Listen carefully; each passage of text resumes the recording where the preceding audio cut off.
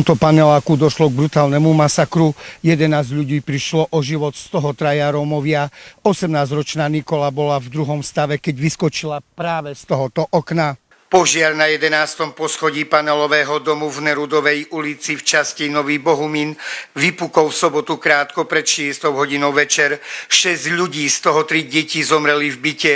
Ďalších 5 ľudí následne po tom, čo sa snažili pred ohňom uchrániť skokom z 11. poschodia panelového domu. Zranených bolo 10 ľudí, z toho policajt a 1 hasič. V byte, ktorom došlo ku tragédii, bývala trojčlenná rómska rodina spolu s 8-ročným chlapcom. V ten deň sa u nich konala narodeninová oslava, na ktorú boli pozvaní aj deti od susedov, s ktorými sa ich syn Honzik hrával. Tie spolu s ním v byte uhoreli. 54-ročný muž mal prísť do bytu k rómskej rodine na 11. poschodí, následne poliať byt benzínom a zapáliť ho. Pravdepodobne išlo o rodinné spory. Jeho manželka už dlhší čas mala bývať práve v tejto rómskej rodine, kde si páchateľ prišiel vyriešiť svoje účty tak, že ich v byte zapálil a následne z miesta odišiel preč. Oni vlastně takhle, on je tam zamkl, no, on měl všechno nachystané, on je tam zamkl, no, a oni byli jak v pekle, až utíkal po schodech dolů, že a tady chodil před věžakem, no.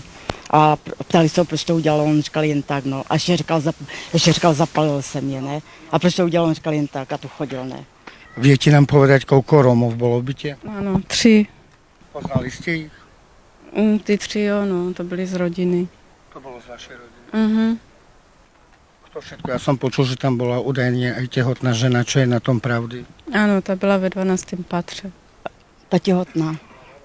Je, no. Skočila jako první, no.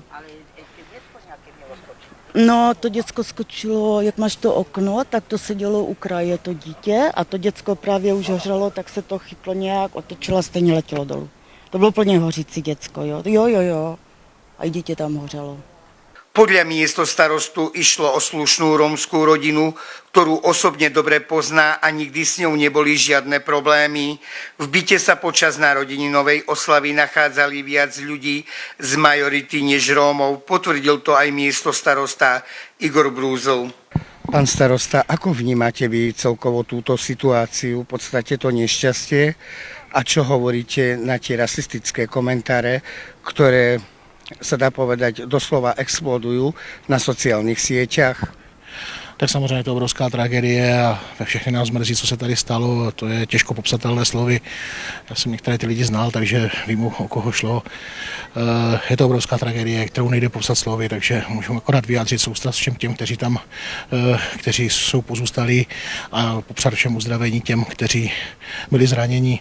Samozřejmě ty rasistické komentáře dneska na těch sociálních sítích mohou lidé napsat bohužel cokoliv a já jsem z toho byl hodně znechucený, protože pro mě je úplně jedno, jestli je člověk bílý, žlutý, zelený, modrý.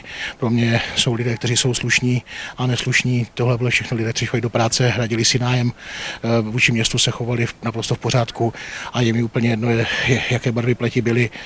Navíc většina těch lidí v tom bytě byla majority, takže není vůbec důvod tady k těm rasistickým poznámkám, které tady se objevily. Je to nechutné a myslím si, že i policie činí určité kroky k tomu, aby byli stotožněni ti lidé, kteří ty rasistické urážky tam na ten Facebook a na té jiné sítě dávali. Ešte jednu takú otázku. Veľa ľudí kritizuje nielen Rómov celkovo, ale aj hasičov. Môžete nám k tomu niečo povedať? Bol ich zásah rýchly podľa vás? Já si myslím, že hasiči odvedli perfektní práci, bohužel ty podmínky tady nejsou jednoduché, nesetkávají se s hašením takového požáru často. Dneska si tady znovu ještě zkoušeli a stojí si za svým, že udělali všechno pro to, aby ti lidé byli zachráněni. Ten postup při tom hašení takového požáru je specifický. Dneska i ti lidé, kteří se tam vyhradili na různých sociálních sítích i v televizích proti jejich zásahu, tak se dneska za to omluvili, protože viděli některé záběry, které byly přímo z místa nahoře a v tu chvíli věděli, že ti hasiči tam postoupili doslova peklo. Na pietné miesto prichádzali ľudia, aby zapalili sviečku aj v takýchto neskorých večerných hodinách.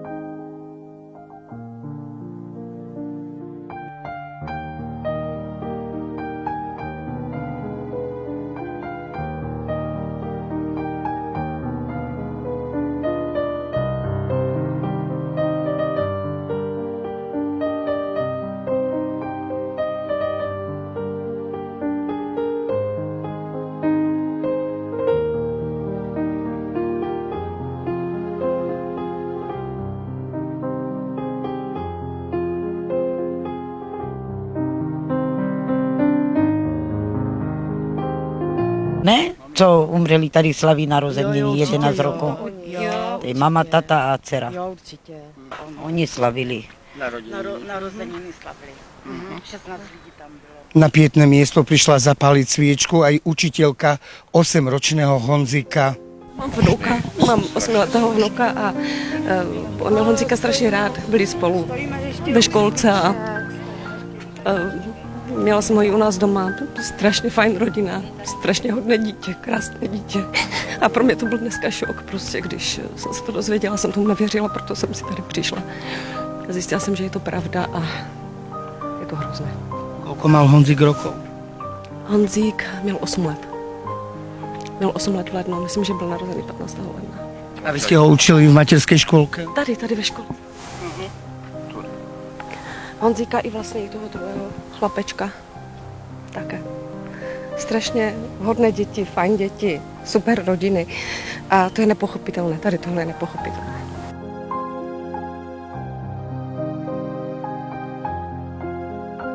Z Bohumína redakcia spravodajstva a Erik Hladla Katošovie, Press TV.